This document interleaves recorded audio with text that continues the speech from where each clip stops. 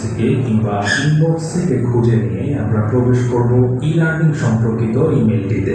এটিকে সহজে খুঁজে পেতে আপনি অ্যাডমিন ইউজার লিখে সার্চ করতে পারেন। ই-লার্নিং এ প্রবেশের জন্য আমাদেরকে যেতে হবে elearning.org.pd ওয়েবসাইটে, অথবা সরাসরি ইমেল থেকে আপনারা এই লিঙ্কটিতে ক্লিক করতে পারেন। ই-লার্নিং এ প্রবেশের জন্য একইভাবে আমাদেরকে একটি ইউজার নেম এবং একটি পাসওয়ার্ড দেওয়া রয়েছে। এখান থেকে আমরা শুরুতে ইউজার নেমটি কপি করব এবং ইউজার নেম বক্সে পেস্ট করব।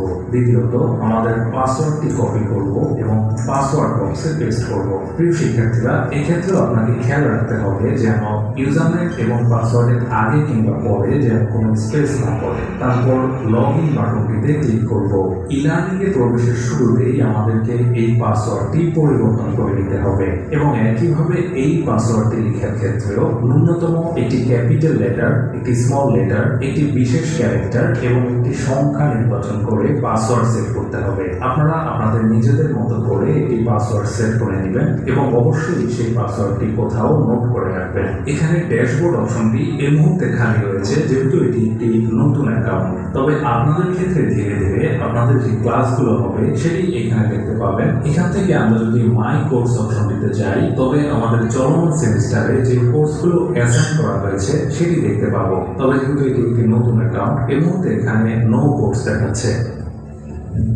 সাধারণত ওরিয়েন্টেশন প্রোগ্রামের 3 থেকে 4 দিন আগে আপনাদের কোর্সগুলো অ্যাসাইন করা হতে পারে। কোর্স অ্যাসাইন করার পর আপনাদের ই-লার্নিং এর ড্যাশবোর্ডটি দেখতে অনেকটা এরকম দেখাবে। এখানে দেখতে পাচ্ছেন কোর্স ডিটেইলস অপশনটিতে প্রথম সেমিস্টারে আমাদেরকে যে কোর্সগুলো পড়তে হবে সেগুলো অ্যাসাইন করা থাকবে।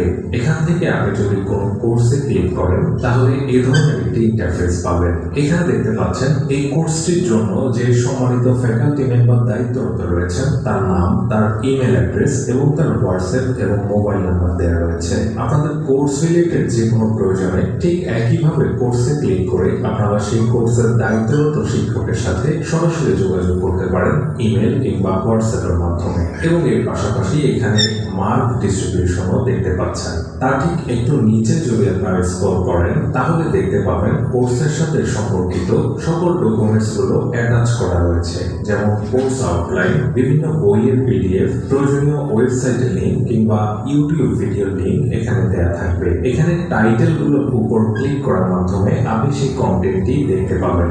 এছাড়াও এখানে ফোরাম কিংবা অ্যাসাইনমেন্টও দেওয়া থাকতে পারে।